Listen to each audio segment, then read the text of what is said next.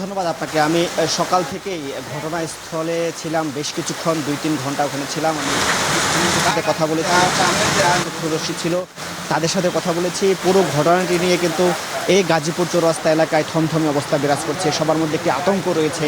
সবাই বলছে এমন প্রকাশ্যে হত্যাকাণ্ড, এতগুলো সিসিটিভি ফুটেজ দেখা গেল এবং যারা এই হত্যাকাণ্ড ঘটিয়েছে যেসব সন্ত্রাসীরা, তাদের বেশিরভাগই কিন্তু স্থানীয়রা চিনেন এবং পরিচয় জানেন না, যদিও এই এলাকায় দীর্ঘদিন যাবৎ তারা এখানে থাকেন এবং মাঝে মাঝেই এমন ঘটনা ঘটান বলে তারা বলছেন। এবং এই যে সিন্ডিকেটটি, যেই নারীকে মাধ্যমে এই ঘটনাটি ঘটানো হয়েছে, তারও এরকম অভিযোগ রয়েছে তার নামে এবং এই সিন্ডিকেটটি এর আগেও আশেপাশে ছিনতাইয়ের ঘটনা ঘটিয়েছে। সব মিলিয়ে সবার মধ্যে একটি আতঙ্ক রয়েছে। কেউই নাম প্রকাশ করতে যাচ্ছে না।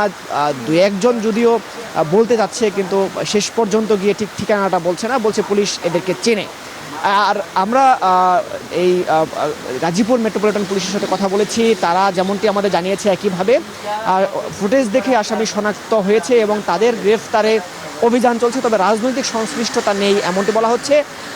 এছাড়াও সাংবাদিকদের মধ্যে কিন্তু একটি বিরূপ প্রতিক্রিয়া তৈরি হয়েছে। তারা ভয়ে রয়েছে, বলছেন এমন পরিস্থিতি যদি হয়, যদি প্রকাশ্যে এভাবে সাংবাদিকদের হত্যা করা হয়, তাহলে স্বাধীন গণমাধ্যমের ক্ষেত্রে বা স্বাধীন সংবাদ প্রচারে একটি বাধা হয়ে দাঁড়াবে এবং তারাও আতঙ্কে থাকবেন। আমরা এই মুহূর্তে যেখানে দাঁড়িয়ে রয়েছি সেখানেও কিন্তু দু একদিন আগে আনোয়ার নামে একজন সাংবাদিককে বেধড়কভাবে পেটানো হয় এবং পা থেতলে দেওয়া হয়, যে ভিডিওটি সামাজিক যোগাযোগ মাধ্যমে এরই মধ্যে ভাইরাল হয়েছে। তিনি এখন হাসপাতালে ভর্তি রয়েছেন।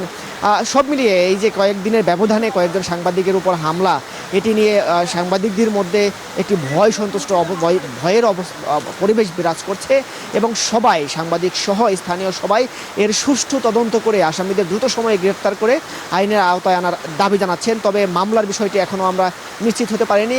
যে তুহিন যিনি মারা গিয়েছেন তার সহধর্মিণী এসেছেন এবং আমরা জেনেছি এখনও মরদেহটি শহীদ তাজউদ্দিন মেডিকেল কলেজে রয়েছে এবং সেখানকার কাজ শেষে মামলা প্রক্রিয়াটি হবে, এমনটি আমরা জেনেছি। তো এই ছিল আমার কাছে সর্বশেষ। বান্ডেল থাকলে প্রতি সেনমানিতে টাকা বাঁচবে। বিকাশ সেনমানি বান্ডেল কিনে জিতুন প্রতি লেনদেনে।